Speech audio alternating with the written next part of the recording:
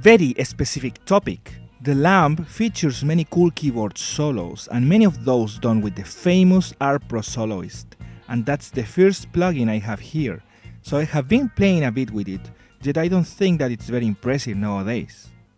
No shit!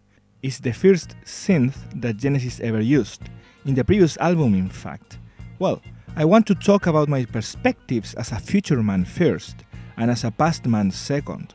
So the Pro Soloist doesn't sound as clean as I expected. Maybe the real thing sounds better. I don't know, and I wish to know. So anyways, it's obviously very limited. There are a few voices and a variety of combinations that modify said voices with some extra effects. Some of those combinations barely do anything to the sounds, yet others can be really transformative. So playing with the settings can be fun, even if limited.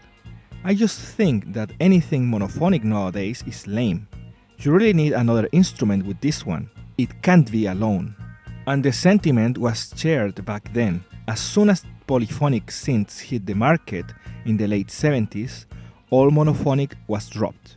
With that into consideration, this thing still did its rounds in the prog rock community of the 70s and was heavily used by Genesis.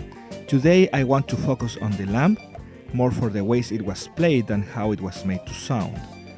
Three big standouts: In the Cage, Sleeperman, and Riding the Scree. I will start with Sleeperman because this was one of the first songs planned for this album. In a similar way as Epping Forest was started first on Sale in England.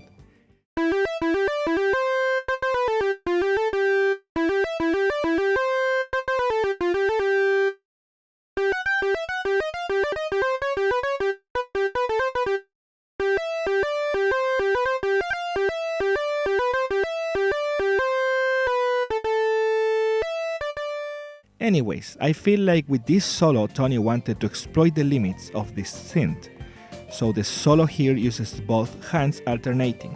Sometimes these quick alternations make notes sound strange, a bit more robust than usual. Yet the melody here is pretty simple compared to the other two solos. That leads me to believe even more that this solo was thought of earlier, the foundation for what I will talk next.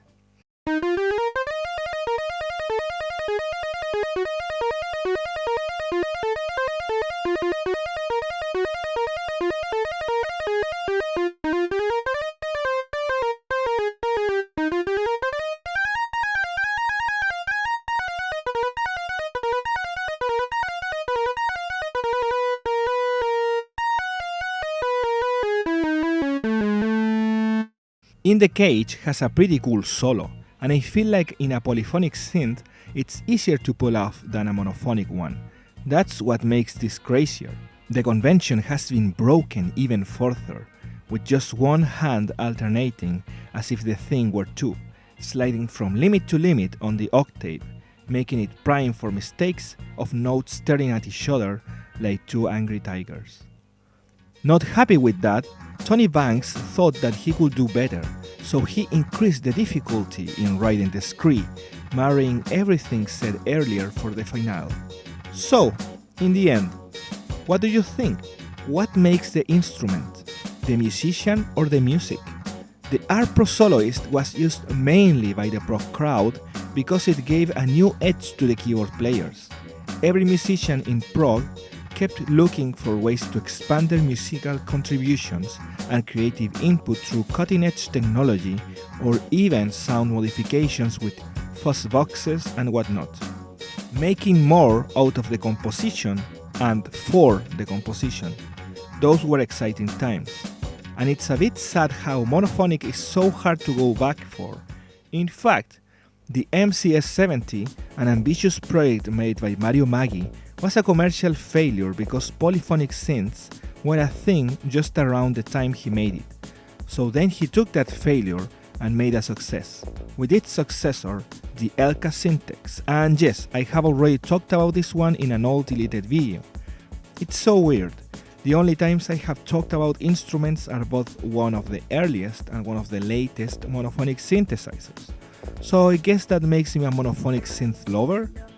Jokes aside, if somehow someone makes a very unique monophonic synth nowadays, with pure sounds impossible to replicate anywhere else, then consider me the first in line.